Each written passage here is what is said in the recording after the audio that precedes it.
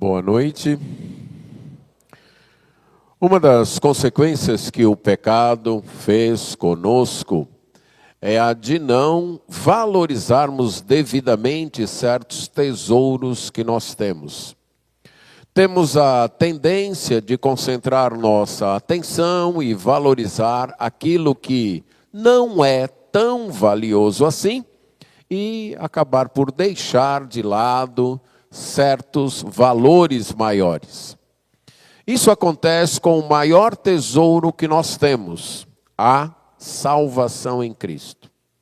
Nem sempre temos enxergado nossa salvação de uma maneira completa, que demonstre realmente para nós mesmos o valor que ela tem.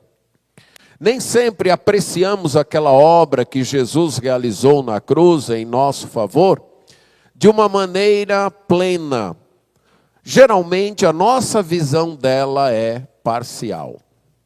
Alguns focalizam com o que a obra de Cristo fez quanto ao nosso passado.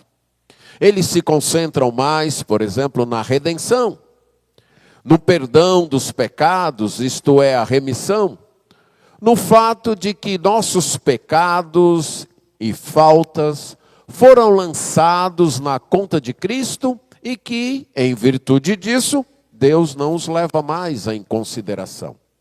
A nossa condenação foi levada por Cristo. Então estamos livres de toda culpa e penalidade. Alguns se dão satisfeitos com esse aspecto da salvação.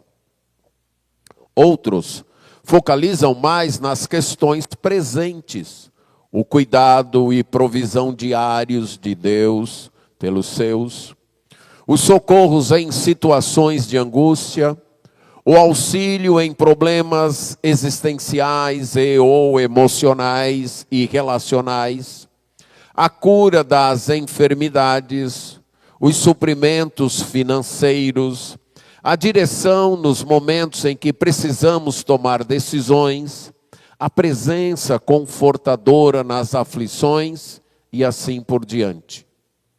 Já outros olham para aquilo que a salvação vai fazer conosco no futuro, mas ainda assim de uma maneira um tanto estreita e parcial, pensando apenas naquela salvação individualizada da nossa parte imaterial, que costumamos chamar de alma, que logo após a morte, em virtude da obra de Cristo, ela vai viver com Deus nos céus.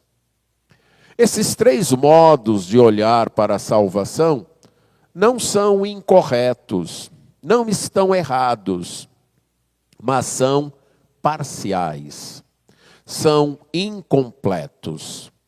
E em certo sentido são até injustos, pois deixam transparecer que cada um de nós individualmente é o centro do plano redentor de Deus. É o alvo da obra de Cristo. Deixamos de perceber e esperar que a redenção de toda a criação, a restauração da criação, para a glorificação de Cristo, é o alvo, é o plano de Deus. Sim, a nossa fé mudou os resultados para a nossa vida quanto ao nosso passado, trazendo-nos perdão, libertação e redenção. A nossa fé também muda o nosso presente, porque nos faz acessar as provisões e consolos diários do Espírito Santo em nossa vida. A nossa fé mudará sim o nosso destino individual após a morte nos pegar. Mas, principalmente, a nossa fé nos tem incluído no plano eterno de Deus, de restaurar toda a criação em Cristo. E esta é a próxima bênção que nós abordaremos, seguindo o hino exposto pelo apóstolo Paulo no livro de Efésios, capítulo 1, versos 3 a 14. Esta bênção está declarada no versículo 10, que é o versículo que nós concentraremos na mensagem hoje. Mas iremos ler todo o parágrafo, que é Efésios 1, de 3 a 14, para entendermos melhor o contexto. Então leiamos Efésios capítulo 1, os versos de 3 a 14.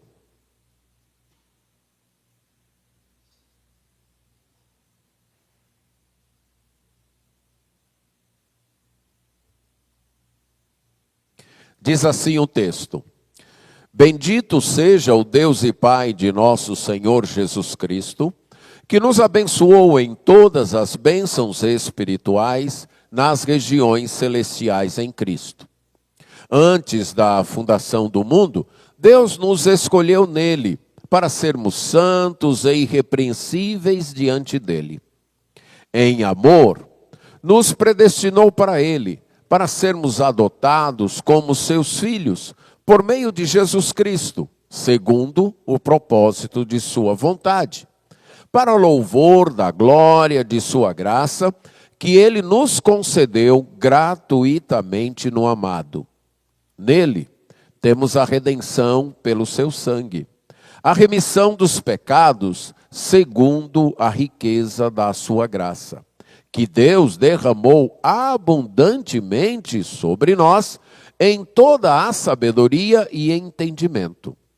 Ele nos revelou o mistério da sua vontade, segundo o seu propósito que ele apresentou em Cristo, de fazer convergir nele, na dispensação da plenitude dos tempos, todas as coisas, tanto as do céu como as da terra. Em Cristo, fomos também feitos herança, predestinados segundo o propósito daquele que faz todas as coisas conforme o conselho da sua vontade, a fim de sermos para louvor da sua glória, nós, os que de antemão esperamos em Cristo. Nele, também vocês, depois que ouviram a palavra da verdade, o evangelho da salvação, tendo nele também crido, receberam o selo do Espírito Santo da promessa. O Espírito é o penhor da nossa herança, até o resgate da sua propriedade, em louvor da sua glória. Vamos orar. Senhor nosso Deus e nosso Pai, agradecemos por termos diante de nós a tua palavra. E suplicamos que graciosamente o Senhor nos assista com o teu Espírito Santo, para que ela seja explanada, compreendida, amada e obedecida. Isso nós pedimos em nome de Jesus. Amém. Deus há de restaurar sua criação. A salvação não se trata apenas de nossa alma, após a morte, ir para o céu. Isso é apenas um estágio do propósito eterno de Deus. Deus há de restaurar toda a sua criação. E dentro do versículo 10, eu quero destacar 3 aspectos desta restauração. O primeiro é que a restauração faz parte do plano de Deus e é administrada pelo próprio Deus. A carta aos Efésios foi escrita e enviada pelo apóstolo Paulo quando ele estava numa prisão domiciliar na cidade de Roma. Ele escreveu para os irmãos que estavam na cidade de Éfeso. Há mais ou menos uns 6 anos antes de escrever a carta, ele havia estado na cidade de Éfeso e passado perto de 3 anos ali, havia plantado uma igreja e também instalado uma espécie de escola bíblica, treinando pessoas, o que possibilitou que toda a província da Ásia Menor, uma província do Império Romano, que hoje é correspondente ao país da Turquia, fosse evangelizada. Nesta carta, Paulo aborda o plano eterno de Deus de restaurar sua criação e seu povo através e para o seu Filho, o Senhor Jesus Cristo. Esta obra é para ser proclamada e vivenciada na nossa época através da igreja. Paulo expõe esse plano na primeira parte da carta, que em nossas versões correspondem aos capítulos 1 a 3. Na segunda parte, ele, através de exortações, mostra como a igreja de Deus deve vivenciar esse plano. Como a igreja de Deus pode participar desse plano nesta época. Após a abertura da carta, nos versos 1 e 2, com o remetente, o destinatário e as saudações, Paulo então entoa um hino no qual ele louva a Deus por todas as bênçãos da salvação que Deus tem trazido para o seu povo. Ele menciona que Deus elegeu este povo antes da fundação do mundo, que Deus predestinou para que este povo fosse dele, que Deus então os adotou em sua família. Eles foram agraciados em Cristo, redimidos, perdoados, abençoados com sabedoria e conhecimento para receberem e entenderem a revelação do mistério que, segundo o seu eterno propósito, Deus planejou em Cristo. E qual seria este mistério? Este mistério, então, é revelado agora no verso 10, de que, na dispensação da plenitude do tempo, Deus iria trazer todas as coisas reunidas debaixo de um só cabeça, o Senhor Jesus Cristo. Tudo o que está no céu e na terra se submeteria a Jesus Cristo. Esta é a restauração de todas as coisas, que será feita debaixo da administração de Deus. Faz parte do plano de Deus e será executada, gerenciada pelo próprio Deus. A palavra dispensação, no seu uso literal, trata exatamente da administração, da gestão de um empreendimento. O seu uso inicial foi para a administração de casas. Então, grandes casas, pessoas que tinham muitas propriedades, tinham fazendas, tinham escravos, tinham servos. Eles escolhiam um destes servos para ser o administrador, o mordomo, o dispensador. A palavra, então, foi traduzida algumas vezes como mordomia, algumas vezes como administração e algumas vezes, como essa aqui, como dispensação. Mas ela trata, então, do gerenciamento, da direção, da provisão, então, para que um certo empreendimento pudesse correr de maneira correta. No livro de Lucas, no capítulo 16, numa parábola que o Senhor Jesus Cristo conta de um administrador, a palavra então é utilizada várias vezes. Então a palavra carrega esta ideia de administrar, de cuidar, de exercer uma administração, um gerenciamento, uma gestão, de modo que o empreendimento pudesse correr bem. O apóstolo Paulo, então, usa esta palavra e a aplica ao Evangelho. Ele vai usar a palavra várias vezes, inclusive se intitulando ele e os outros apóstolos como um dispensador, um administrador, um mordomo dos mistérios de Deus, da proclamação do Evangelho. Ele usa esta palavra nesse sentido no próprio livro de Efésios, no livro de Colossenses, no livro de 1 aos Coríntios. Mas aqui a palavra é usada para falar de uma administração, de uma dispensação, de um gerenciamento realizado pelo próprio Deus. O próprio Deus está dirigindo, está gerenciando, está então direcionando, administrando o seu plano. Um plano de, na dispensação da plenitude dos tempos, trazer todas as coisas, restaurar todas as coisas debaixo da autoridade do Senhor Jesus Cristo. O fato de sabermos que a restauração de todas as coisas é plano de Deus e está sendo gerenciada, executada, administrada pelo próprio Deus, nos dá a segurança, nos dá a garantia, nos dá a certeza de que este alvo será realizado. A história não terminará em fracasso. A criação não terminará em ruína, não terminará em caos e em desarmonia.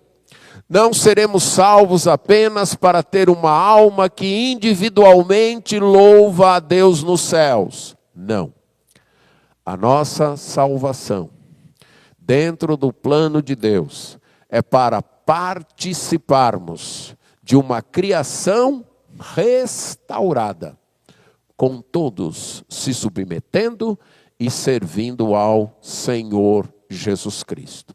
Este é o alvo final de Deus para a salvação do seu povo. Este é o alvo final do plano redentor de Deus. Deus vai restaurar todas as coisas. Ele planejou isso e Ele está e irá executar isso. O segundo aspecto é que esta restauração irá ocorrer no tempo certo, no tempo marcado por Deus, no prazo de Deus. A expressão plenitude dos tempos expressa isso. A palavra plenitude é um termo que indica inteireza, totalidade, completude. A princípio era usada num sentido espacial, como no Salmo 24:1. Do Senhor é a terra e a sua plenitude. Ou para falar de algo que estava cheio, que era preenchido, como no episódio da multiplicação dos pães, é dito que havia 12 cestos cheios, isto é, plenos de pedaços de pão, que sobraram ali daquela refeição, no momento em que Jesus multiplicou pães e peixes. Mas aqui ela é usada num outro sentido, um sentido de completude. Por exemplo, aparece em Efésios 4:13, de maturidade completa. Ou de plenitude de um certo alvo, como em Romanos 11:25, que fala da plenitude dos gentios. Neste sentido, ela é usada, por exemplo, em João 1,16, como quando fala da plenitude da graça de Deus que veio a nós em Cristo. Romanos 15:29, a plenitude da bênção de Deus. No próprio livro de Efésios, capítulo 1:23, a plenitude da igreja. Ou a plenitude de Deus em Colossenses 1:19. Aqui é o tempo pleno, o prazo certo, o tempo marcado por Deus para a realização deste plano, para a restauração de todas as coisas. Não ocorrerá nem antes e nem depois. Vai ocorrer dentro do prazo marcado por Deus. Deus, sem pressa e sem atraso, irá administrar o seu plano, para que no tempo marcado por Ele, tudo seja reunido debaixo, sob a autoridade do Senhor Jesus Cristo. Deus é o dono do plano, Deus é o gerente administrador desse plano, e Deus também é o dono do tempo, que cuida do tempo, que administra o tempo e que irá fazer a restauração de todas as coisas nos tempos completos, conforme marcados por Ele, nos tempos apropriados. A restauração de todas as coisas não será um evento fortuito, que o acaso irá produzir, mas algo debaixo do controle de Deus. E novamente nós temos aqui a garantia de Deus, a segurança de que o plano é de Deus, a administração está sendo executada por Deus, e Ele é que dirige o tempo, Ele é que controla o tempo, então isto será feito no tempo marcado por Ele. O terceiro aspecto é que essa restauração será realizada em e para Cristo. A palavra convergir, ela era utilizada para indicar a reunião de algumas coisas e o resultado lógico e coerente disto. A gente pode ilustrar se você conhece aqueles aplicativos que têm planilhas, como Excel ou Numbers ou outro tipo de aplicativo. Na época não havia esse tipo de aplicativo, mas as pessoas também usavam colunas para fazer contas. Então elas colocavam os números nas linhas das colunas e embaixo havia a soma. E esta soma para esta soma era utilizada esta palavra. Era fazer o convergir dos números. Então reunir no resultado correto, adequado e coerente. A palavra só é usada mais uma única vez nas Escrituras, em Romanos 13, 9, falando do amor como a completude da lei. O resumo, a síntese da lei. É através do amor que a lei se mostra completa, que a lei se mostra plena. Então é mais ou menos isso, ou é isso, melhor dizendo, que o apóstolo está dizendo aqui. Que no prazo, no tempo marcado por Deus, ele irá administrar o seu plano de maneira que toda a criação, todas as coisas no céu e na terra, sejam reunidas debaixo da administração, do senhorio, do reinado do Senhor Jesus Cristo. Tenham Jesus como seu cabeça. Que todas as coisas se curvem e reconheçam Jesus Cristo como Senhor. Jesus Cristo como dono. Jesus Cristo como não apenas a fonte, o mantenedor, mas também o alvo da criação e do plano de Deus. Poderíamos ilustrar o mundo hoje como uma grande orquestra em que cada músico está tocando o que bem entende. E eu nem sei se isso poderia ser chamado de orquestra. Mas para efeito de ilustração, imagine uma grande orquestra em que cada músico toca na tonalidade que ele bem entende, no ritmo que ele bem entende e a música que ele bem entende. Mas um dia, essa orquestra vai ter um regente.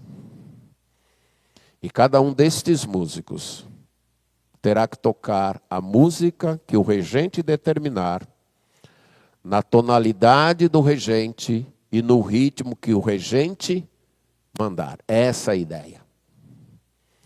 A criação desagregada, arruinada, confusa, caótica, em que nós vivemos, será reunida de forma harmônica, agregada, debaixo do Senhor Jesus Cristo, debaixo da autoridade de Cristo. É a restauração da criação de Deus. Este é o mistério que está sendo revelado aqui. Este é o alvo, o propósito, como o apóstolo disse. É revelado a nós, através do apóstolo Paulo, este mistério, de acordo com esse propósito de Deus em Cristo, de restaurar a sua criação. Quando voltamos para Gênesis capítulo 1 e 2, nós vemos a criação de Deus. E Deus cria todas as coisas, Deus cria céus e terra para ser o seu reino, para expressar sua glória. E Ele cria o ser humano para ser o gerente, o administrador, o vice-regente deste reino. E toda aquela criação, quando Deus termina, que olha para ela, Ele viu que estava tudo muito bom. A ideia da palavra bom não é apenas de correto e de certo, mas também de belo, de harmônico, cada coisa no seu lugar, cada coisa funcionando como deveria. Mas então, o homem aliou-se ao inimigo de Deus e traiu a Deus. E isso acarretou o pecado, a entrada do pecado no mundo. E no pecado veio a desarmonia, a desagregação, as quebras na vida. Houve uma quebra do homem, do seu relacionamento com Deus. Ele passou a fugir de Deus. Houve uma quebra do homem, do relacionamento com ele mesmo, os nossos conflitos existenciais. O fato de nós mesmos não conseguirmos nem nos entender, de olhar para nós e não podermos compreender os nossos sentimentos, os nossos pensamentos, os nossos desejos e ações. O fato de nós termos atitudes e escolhas que são prejudiciais a nós mesmos e nós não compreendemos como é que a gente é capaz de fazer um negócio desse, de tomar uma atitude, escolher um caminho que vai prejudicar a mim mesmo. Isso é a desagregação interior, existencial, causada pelo pecado. As nossas desagregações relacionais. Como explicar que duas pessoas que se escolhem, uma escolhe a outra, uma se apaixona pela outra e a outra pela uma, que se amam, e se casam e daqui a pouco está uma agredindo a outra, uma ferindo a outra, uma sem entender a outra, parece até que sentindo prazer em machucar a outra. Como explicar isso? Não foram forçados a esse relacionamento, escolheram esse relacionamento. O pecado. O pecado é desagregador. Não há outra explicação e não procure outra explicação. É o pecado. O pecado que habita em mim e o pecado que habita em você. É isso. É a única explicação. Porque é um ato insano, é um ato louco. Como é que eu tomo decisões que me prejudicam? Como é que eu firo pessoas que eu digo amar e pessoas que me amam? Isso é insanidade. Isso é desarmonia no seu mais alto grau. Há desarmonia social, de uma comunidade, de uma família, de um povo. Como nós percebemos famílias que se destroem. Pecado. É essa a explicação. Desde que o pecado entrou no mundo, o mundo se tornou assim. Aí tem a desagregação na natureza, as crises ecológicas, a destruição que o homem empreende em nome do progresso e que se volta contra ele. Destrói aquilo que é sua fonte de vida e de alimento. Um dia, tudo isso será consertado. Esse é o projeto de Deus. Um dia, tudo será reunido a Deus debaixo da autoridade do seu Filho, o Senhor Jesus Cristo. Um dia, todo o povo de Deus terá o seu relacionamento com Deus restaurado. Um dia, nós teremos nossa integridade psicológica plenamente restaurada. Nós não cometeremos mais desatinos, loucuras, decisões descabidas que se voltam contra nós. Um dia, nós seremos capazes de amar as pessoas com verdadeiro amor, sem prejudicá-las e sem ser prejudicado por elas. Um dia, haverá uma sociedade harmônica, estável e justa. Um dia, haverá uma harmonia plena entre o homem e a natureza, com perfeito equilíbrio. Não será nenhum governo humano que fará isso. Não será nenhuma ideologia de A ou B que fará isso. Não será nenhuma religião que fará isso. Será Deus, através do seu Filho, Jesus Cristo. Ele vai restaurar todas as coisas.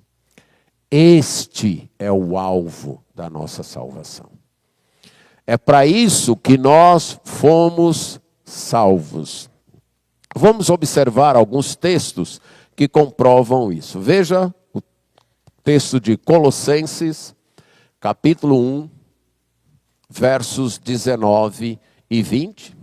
A carta aos Colossenses, também escrita pelo apóstolo Paulo, na mesma época que ele escreveu a carta aos Efésios, e para uma cidade próxima, a cidade da mesma região ali da Ásia Menor.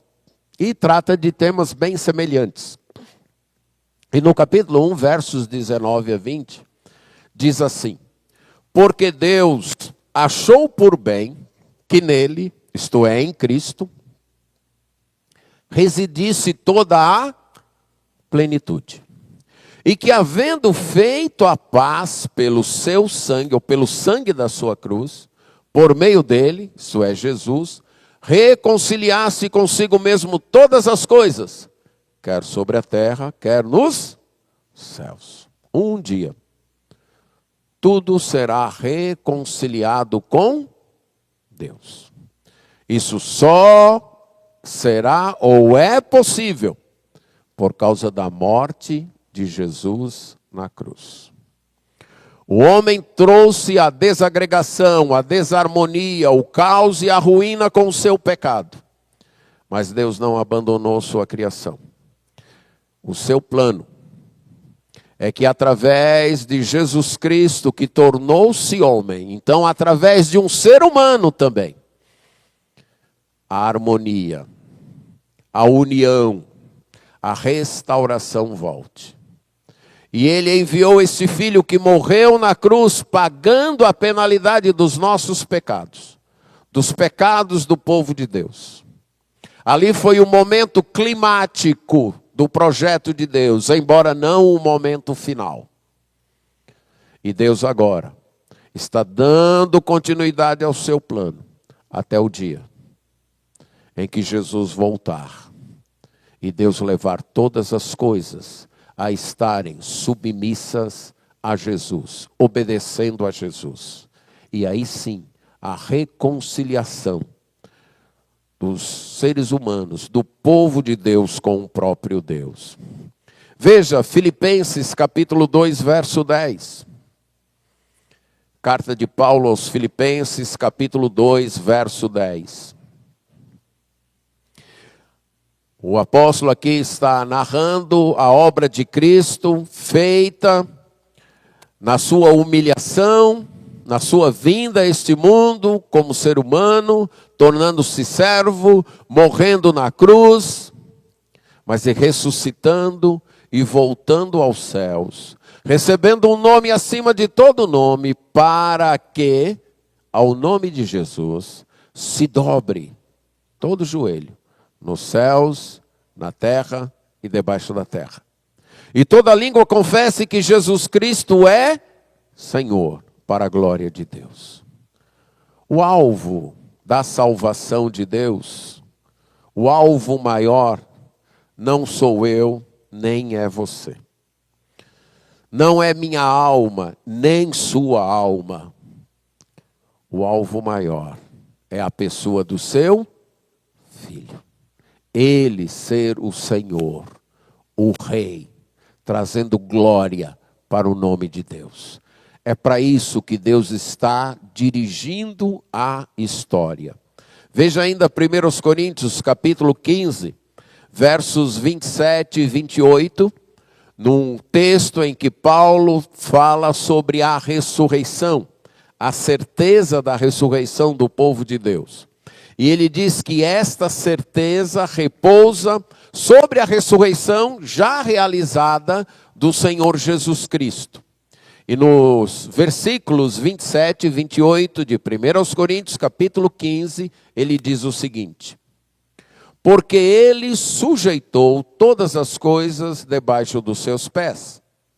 E quando diz que todas as coisas lhe estão sujeitas, certamente exclui aquele que tudo lhe sujeitou. Quando, porém, todas as coisas lhe estiverem sujeitas, então o próprio Filho também se sujeitará àquele que todas as coisas lhe sujeitou, para que Deus seja tudo em todos. A restauração de toda a criação. Deus agindo para que tudo volte a ser centrado nele, através do seu Filho, através do reinado e do domínio do seu Filho Jesus. Veja ainda Romanos capítulo 8, verso 20. Versos 20 e 21 de Romanos 8. Paulo aqui fala da criação. Ele diz que a criação está sujeita à vaidade, isto é, ao vazio, ao caos, à ruína. É assim que experimentamos a criação. Enchentes, secas, terremotos, turbulências. A criação está assim. Não por causa da sua vontade, mas por causa daquele que a sujeitou ao pecado. Na esperança de que a própria criação será libertada, redimida deste cativeiro de corrupção, para a liberdade da glória dos filhos de Deus. Um dia, a criação será tão restaurada que você não verá mais aqueles vídeos de um leão atacando um cervo, de um jacaré tentando engolir uma pessoa, ou uma cobra picando alguém. Tudo isso é resultado do pecado. Um dia haverá uma plena paz, uma plena restauração da criação. Isso jamais pode ser produzido por poder humano. Isso jamais pode ser produzido por política humana. Só há alguém capaz de fazer isso. Deus, através da pessoa do Senhor Jesus Cristo. Única e exclusivamente Deus, através de Jesus Cristo. Toda a criação será restaurada. E por que será assim?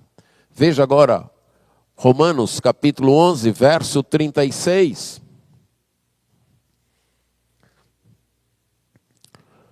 Porque dele, por meio dele e para ele são todas as coisas. A ele seja a glória para sempre, amém? Porque tudo será restaurado debaixo da liderança do Senhor Jesus Cristo. Porque tudo veio dele, existe por meio dele e existe para ele. Porque essa é a realidade. Porque essa é a vida. Nem eu nem você somos o centro da vida. Nem eu nem você somos o centro das coisas. Só há um protagonista no plano de Deus. O próprio Deus em Cristo. Eu e você, se salvos por Cristo, temos o privilégio de ser coadjuvantes. A graça de sermos coadjuvantes. E que graça!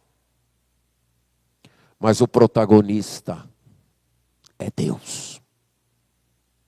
E tem que ser Deus.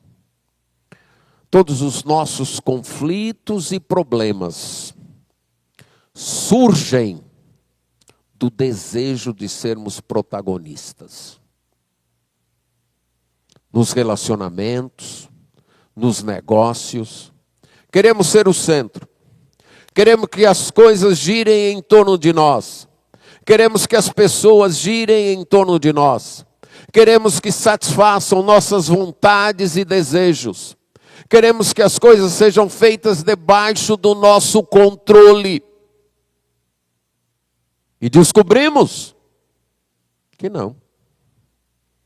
Que você quer, mas a pessoa com quem você convive quer também. E aí, como é que ficam dois centros? Não ficam. Só isso. Os nossos conflitos internos, os nossos conflitos existenciais, relacionais, psicológicos, surgem desse desejo de controle, desse desejo de ter as coisas na mão, desse desejo de levar a vida do meu jeito, e que todos têm que se enquadrar. Não temos esse direito, nem eu, nem você. Só um tem esse direito. O Criador, sustentador e alvo de todas as coisas. Foi no desejo de ser protagonista, lá no Jardim do Éden, que o homem abriu a porta para o pecado. E é o desejo de sermos protagonistas que tem arruinado nossas vidas. Reconheçamos que temos que girar em torno de Deus, nos submeter à sua vontade, e aí encontramos a felicidade, e aí encontramos o nosso lugar. E um dia, tudo estará debaixo do controle de Deus. Veja ainda Colossenses capítulo 1, versos 16 e 17. Colossenses capítulo 1, versos 16 e 17. Pois nele foram criadas todas as coisas, nos céus e sobre a terra, as visíveis e as invisíveis, sejam tronos, sejam soberanias, quer principados, quer potestades. Tudo foi criado por meio dele e para ele. Ele é antes de todas as coisas. Nele tudo subsiste. Por isso que Deus planeja tudo para reunir debaixo da autoridade de Cristo, porque esta é a realidade. É assim que a criação vai funcionar. E esse é o único jeito da criação funcionar. Da criação voltar a ter sua correção e sua beleza originais e seu funcionamento adequado. E este é o mistério revelado. Quando Paulo disse lá em Efésios capítulo 1, que ele nos revelou o mistério, é esse. De que em Cristo, Deus vai restaurar todas as coisas no tempo certo. Na hora certa. A história não está sem controle. A história não está desorganizada. O Criador da história está administrando para ela caminhar para o fim que Ele planejou. A restauração de todas as coisas debaixo da autoridade de Cristo. Nós perdemos esta visão da história. Cada um de nós vive uma história. Só que se você parar para prestar atenção, não é somente sua história. Se você, nesse momento, se levantasse aqui para contar sua história, você veria que não é só sua história. É a história de seu pai, de sua mãe, de seus irmãos, de seu cônjuge, de seus filhos, das pessoas com as quais você conviveu e convive. Nossa história, nós não somos uma ilha, então nossa história envolve muitas pessoas. Mas, a partir do momento que você passou a fazer parte do povo de Deus, sua história foi inserida numa história maior, na história eterna, a história da redenção. Uma história que já existia na mente de Deus antes da criação, e uma história que se prolongará eternamente, girando em torno da pessoa do Senhor Jesus Cristo. Por sua graça, Deus nos colocou nesta história. Quando a gente lembra que Paulo estava aprisionado, numa prisão domiciliar, mas ele não podia sair dali. Todo dia tinha soldados da guarda imperial romana para impedir sua liberdade. Mas quando a gente lê esse hino, você descobre que ele estava preso, mas tinha horizontes extremamente livres. Era um homem livre. Ele foi capaz de pensar no plano de Deus, desde antes da fundação do mundo, até a plenitude dos tempos. Essa esperança, esta visão, que não permitiu que ele entrasse em pânico naquela prisão, que ele ficasse deprimido, se vitimizando, lambendo as feridas das injustiças da vida. Ele sabia que estava naquela casa por determinação do imperador, mas que pertencia a uma história maior, pertencia a uma história eterna, que por graça de Deus ele foi incluído nesse plano eterno, e que o seu destino não terminaria naquela prisão, nem tampouco como resultado de uma sentença dada pelo imperador. O seu destino era participar do reino eterno de Jesus Cristo, com todas as coisas restauradas. Não é a situação, não são as circunstâncias, não é seu emprego, não é seu casamento, não é sua família que faz a diferença. É como você enxerga o plano de Deus e se enxerga dentro desse plano. Isso sim faz a diferença. Quem é você dentro desse plano? Você faz parte desse plano? Você está dentro dessa história? Porque se estiver, não importa as circunstâncias que você vive hoje, você já estava na mente de Deus antes da criação. E você estará eternamente com Deus no universo restaurado. É essa visão que deve nortear sua vida. Que norteava do apóstolo Paulo.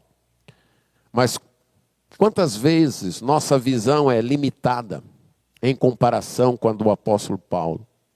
Pequena, uma mente estreita, horizontes apertados. Fácil e naturalmente nós nos tornamos preocupados com os nossos próprios assuntos mesquinhos, com as dores e sofrimentos do momento, com as frustrações do agora, com os desejos não realizados, com os voos não alcançados. E nos frustramos, e nos vitimizamos, e abaixamos a cabeça, e perdemos a visão do que Deus fez, está fazendo e irá fazer por nós e em nós, através de Jesus Cristo. Precisamos ver o tempo à luz desta eternidade. Olhar para os privilégios e obrigações, alegrias e tristezas, à luz tanto da nossa eleição passada em Cristo, como da perfeição futura debaixo de Cristo.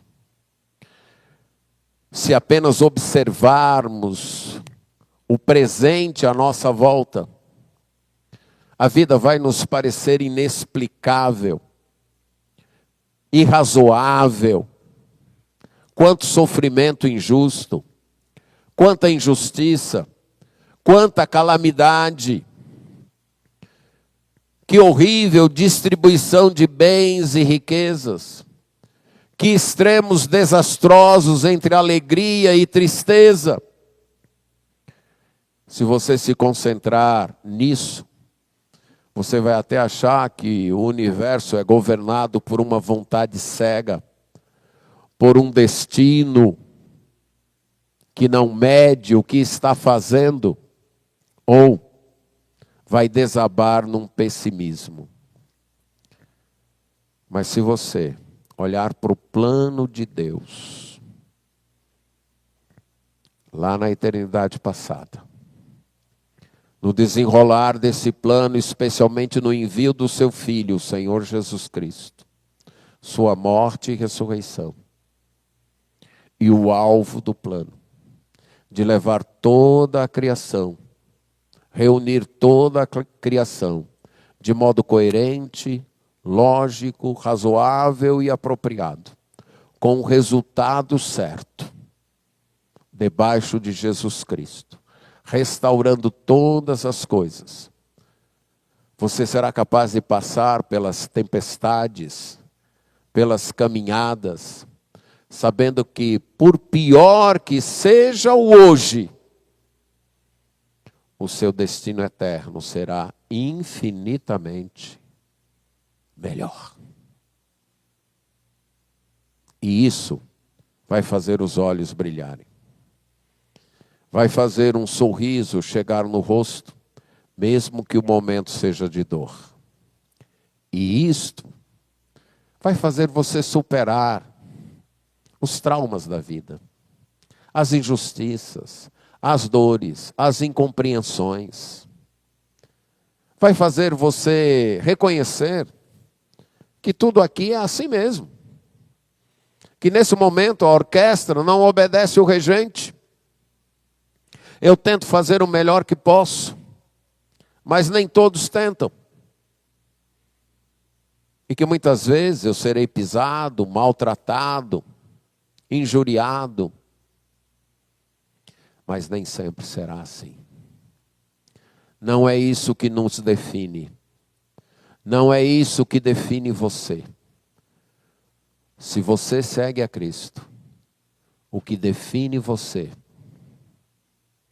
não são as injúrias dos outros, não são os maus tratos dos outros, não é um fracasso profissional, não é um fracasso familiar, não é falta de talento ou oportunidade, não é isso que define você. Se você segue a Cristo, o que define você é que Deus escolheu você para fazer parte da história dele. Você é personagem coadjuvante da história dele. E ele está administrando essa história. E no tempo certo, no prazo certo, ele vai levar essa história a um final feliz, toda restaurada debaixo do Senhor Jesus Cristo. É assim que temos que olhar a vida. Esta é a narrativa norteadora dos que seguem a Cristo. Como está você hoje? Frustrado, irritado, chateado, com raiva, sem perspectiva, ou ilusoriamente confiando nos planos deste mundo, dos poderes deste mundo, dos governos deste mundo, dos poderosos deste mundo, jogando todas suas fichas nas promessas deste mundo.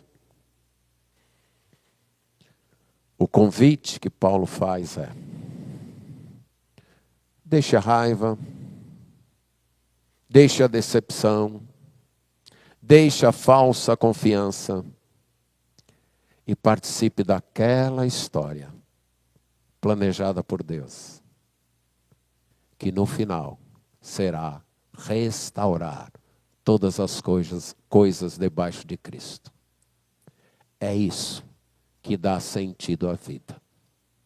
É isso que vai reunir toda a nossa vida fragmentada, quebrada, muitas vezes espedaçada, espezinhada, num todo, numa tapeçaria bonita e alegre, quando Deus reunir todas as coisas em Cristo.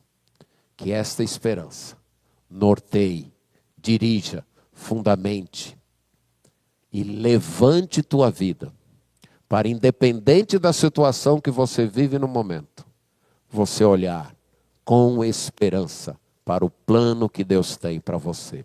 Amém.